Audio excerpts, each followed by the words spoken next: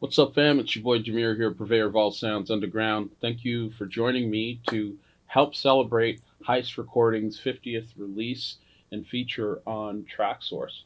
I'm ecstatic to have been asked to do a deconstruction of my track, Work, Feel, Groove, Vogue, which I released on Heist Recordings last year on an Artist Thinketh EP, backed with tracks like Philippine Sunrise, Lady Blacktronica remixes on it as well, and the Trinity Returneth. Uh, I can't seem to get a copy of this vinyl anywhere else, by the way, guys. So hint, hint, nudge, nudge. Send me another copy, please, if you can. Anyway, so much great things to say about Heist recordings. When I think about Heist, I immediately think quality and dance music, and the fact that these guys had asked me, Detroit Swindle, to, do a deconstruct of Work, Feel, Groove, Vogue is such an honor. Work, Feel, Groove, Vogue is, exactly how Martin described it to me recently. It's a party track with a reference to a 90s feel with modern day sensibilities. And I often tried to do that with my hip hop background before I went to electronic music. I always try and make sure there's a soulful element in my music. My last album, True School, is a very similar sentiment to that feel. So we're going to through the details of Work, Feel, Groove, Vogue, and I'm just going to give a general overview, nothing too technical. If you want some more detail or technicalities, feel free to ask me questions or join my Patreon to watch my weekly production streams there. So why don't we jump into things? All right, so a couple of different angles over here. I also am going to show the detail of my screen, and you should be able to see me at the bottom left still. Why don't we just give the track a quick listen? Because, like I said, this is pretty much a party track, so we'll take it from the first drop.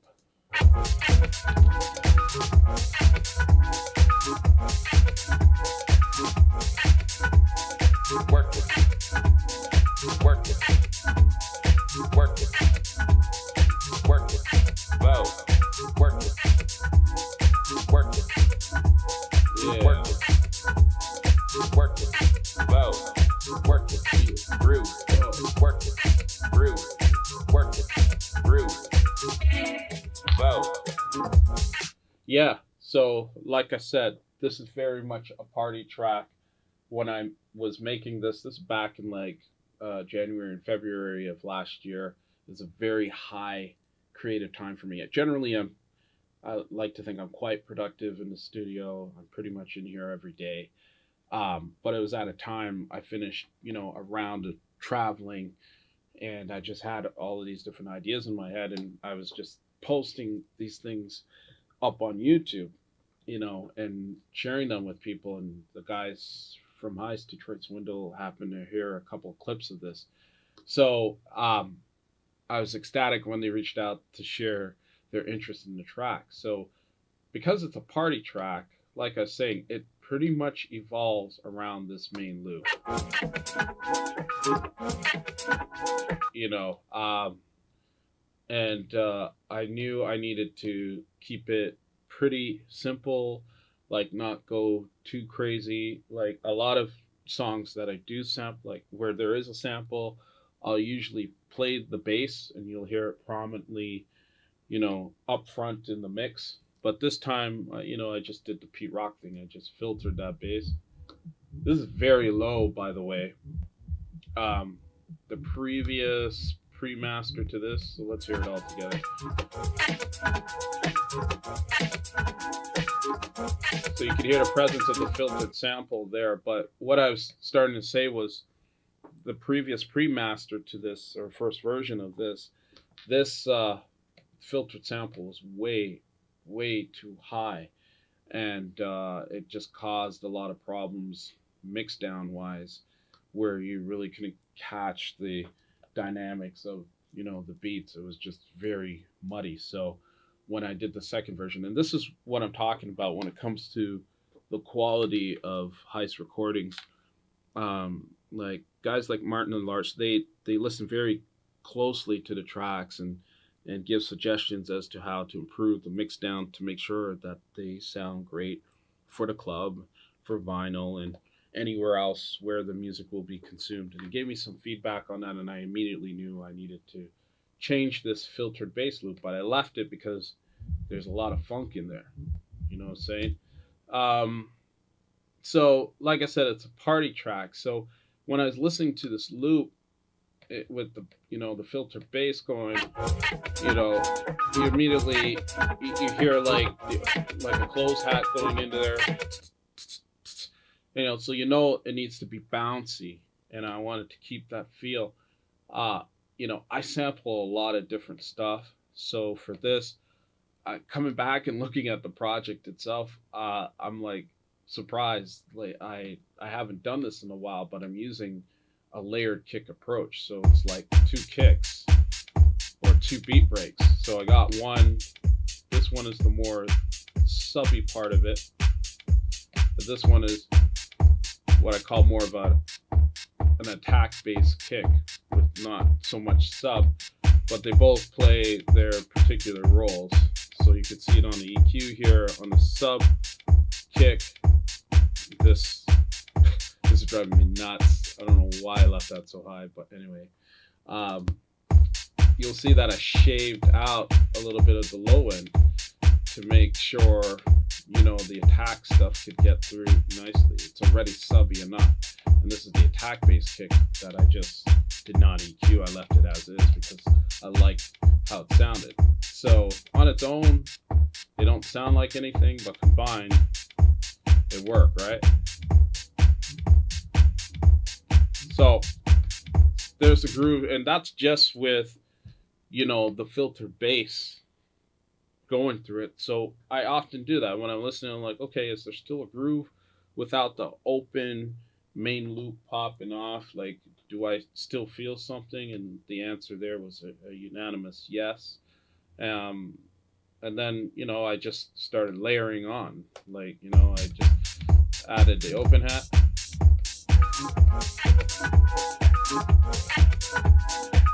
This is another thing too that I haven't done in a minute, which is taking the sample and splitting it. Like, I have one here pan to the left slightly and the other pan to the right. Normally with certain samples, I'll just leave it mono straight down the middle. I know I'm probably getting a little too technical now, but because this was a mono based sample and I wanted to create a sense of it being wide, a bit of width, I duplicated it and created slight pans on either side. All right, so let's continue. So when you're listening to the loop and the beats, just the basic beats, and it goes in this order. This is the stuff I added because I remember this. This is all I had. I knew there was like space there. Even adding this open hat, there's still space. So I'm like, man, what am I gonna do here? So as I was listening to it, I knew it needed a vocal of some sort, and I knew how I heard the vocal in my mind, but I was like, I'm not sure if that's gonna work. And I thought I had a vocal sample that did this. Work it. Work it. Work it. You know what I mean? Work it. Vote. Work. I thought I had a sample that delivered that feel, said the same way, and it turned out that I didn't. Like, I got a massive folder full of vocal chops and stuff, and I couldn't find it. So I just ended up doing it myself. And it kind of worked out, I've only had a couple of people catch on and say, "Oh, did you, or those your vocals on the track?" It's like, yeah, that's me on the track. Looks like I even attempted to use a vocal transformer, and I didn't like the way it came out, so I just left it as is. If you've seen any of my previous videos on YouTube, you'll know my treatment of vocals is pretty much standard. EQ, I push it through my console one here, and then I use a Neve compressor. I think it's great on vocals. It's so transparent, but not over compressing necessarily. And I had a limiter on it for whatever reason. It's not unusual to have a limiter on vocals, but for me, I generally don't tend to need them if I'm using the Neve. So there must have been a part in the vocal chop when I did this uh, that the volume was higher, and I needed to make sure it didn't exceed, a certain threshold. Looks like I used Serato sample on this as well, and I love Serato sample. I'm a avid Logic user, but Serato sample's been good to me, and I've enjoyed the benefits of leveraging it as a tool. So yeah, so that's what I did. I'm pretty sure I recorded this on iPhone voice note, and then I threw it in my Dropbox and allowed me to pick it up in here, and I EQ'd it a little and brought it into Serato sample here, and I just chopped up the words. Groove, bow, and feel, work, groove, bow. Yeah, so I set it a few different ways too. That's why it's all chopped up here in groups of 4. So it's 4 words. Work it, feel it, groove, vogue. Feel it, groove, vogue. Feel it, groove, vogue. I set it feel different it, groove, ways vogue. in different parts of the sample. So these are little nuances when it comes to your ear that you wouldn't really pick up on, but subliminally your ear knows, ooh, he said that word a little differently, and that's what I use to create interest in dynamics and vocal works that I do on my own. So anyway, so that was the piece that was missing for me. I want to solo these out, so I got my kick, my open hat, filtered bass, main loop. Let's work it. Work it. Work it. Work it. Whoa. You can't imagine it without the vocal now. It sounds just like a beat, but it's missing something. So you bring work this in. Groove. Work it. Groove. Whoa. So, that's cool. The other thing I did was I played some sub bass. Probably sound a little weird. You might not be able to hear it if you're not on proper monitors. But I played this sub bass to follow the filtered bass line. And the reason why I did that is because, like I said earlier, the filtered bass line, just this on its own, sorry, let's play it. Just that on its own was causing problems in the mixdown. And it's because it's a sample. There's a bunch of other low frequencies in there that are making it hard for the ear to distinguish the kick. So I decided to lower that and play some sub bass and make sure track spacer, which is like a side chain, to make sure those parts of the kick got through those low frequencies, and it sounds a lot better. So I decided to play the bass. If you're wondering why I have 2 sort of sub bass lines, it's because I actually do, and it's because the lower certain notes, the lower they are on the bass frequency, you have to EQ it differently or make sure they have a little bit of a different treatment so the note is actually audible and cuts through. So really, that was just the last one of the last secret ingredients when it comes to the bass line and groove melding together with the vocal. And then all of these parts down here, you can see on my screen, are just additional drum parts I added to create more dynamics in the song. So I'll let you I'll give you a listen to what I'm talking about. So it comes from Machine here. Let me switch over to that. I think I'm in the MIDI side now. Yeah. This is Machine. Crazy latency. All right. So I got certain drum parts, like I think this is another snare. I think I had a cowbell in here. Yeah. And hear my claps and snaps. Just, again, it's all groove.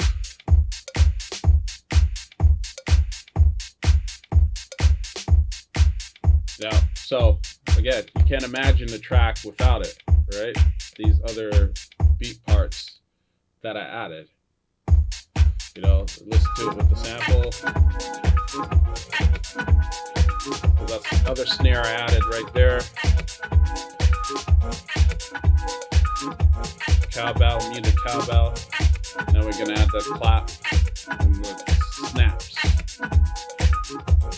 You know, it all keeps it interesting.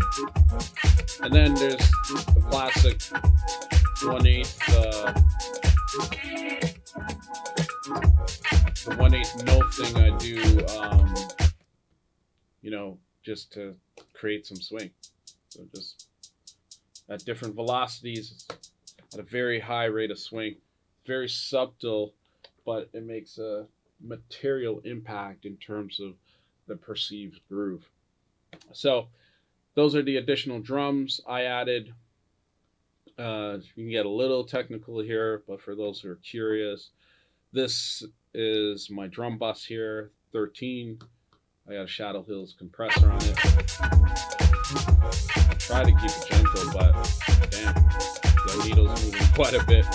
I like more of a subtle compression, but for whatever reason, this just worked nicely the way it did.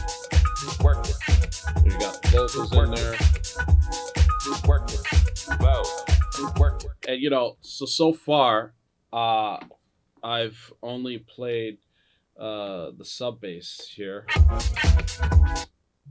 Probably won't be able to really hear it, but I've only played the sub bass pretty much in the track. But I did add this part to keep it interesting, which is Matrix Brute.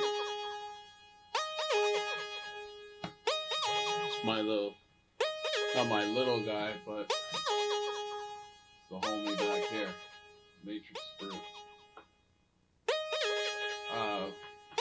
Great piece of kit, man. What can I say?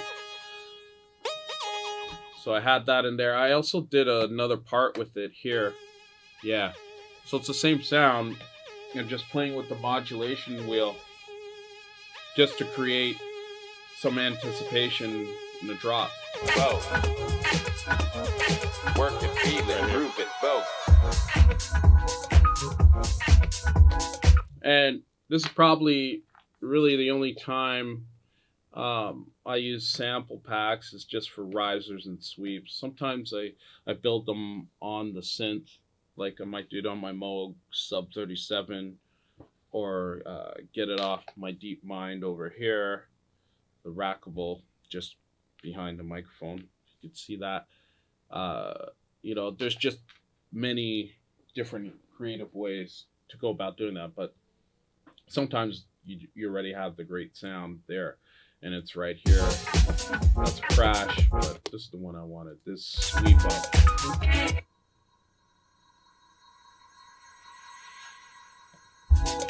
Work it. So it's all in there. Work it. But that's the other thing about this song. When you're dealing with, you know, loops that are like 2-beat loops, you know, 1-beat loops, 4-beat loops, 1 bar. You got to do some things to switch it up and keep it interesting. So these colors indicate a change in what the sample is doing. Both. And this one is more the elongated change.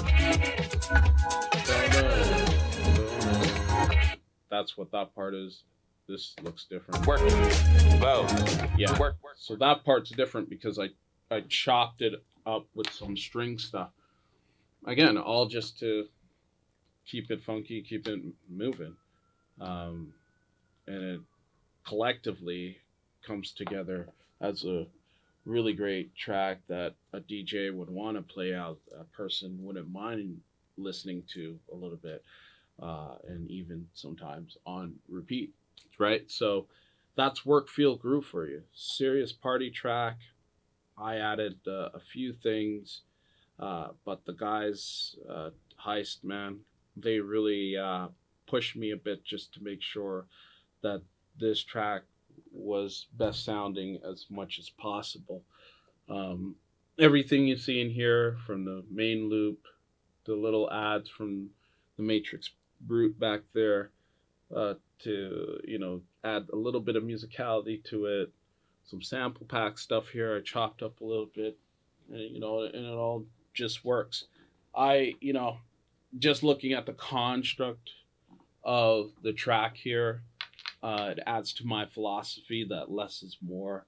I've seen some projects where there's like millions and millions of tracks here, and honestly, like, it's just unnecessary, especially when you're using samples that within themselves alone have maybe over 5 to 10 different instruments in it. So it's just unnecessary to add more to that. You want the track to breathe. So anyway, this is Work Feel Groove Vogue.